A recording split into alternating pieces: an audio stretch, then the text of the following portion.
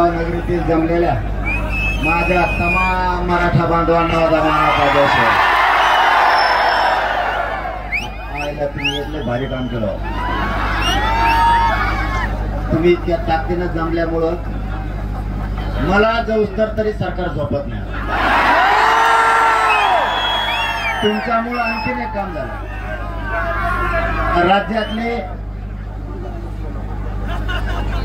मराठवाडा, विदर्भ, पश्चिम महाराष्ट्र, कोकणातले मराठी तुम्ही जी हे नारायणगावच्या ठिकाणी या संख्येत जमलात ना, ही संख्या महाराष्ट्रातली सुरू झाल्यापासूनची सगळ्यात मोठी जमलेली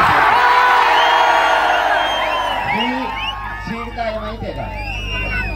ही चीड या गोष्टीची आहे की सरकार मराठा समाज उपेक्षित असताना देत नाही, खोटे नाटे आरोप करतो, माननीय न्यायदेवतेला पुढे घालतो।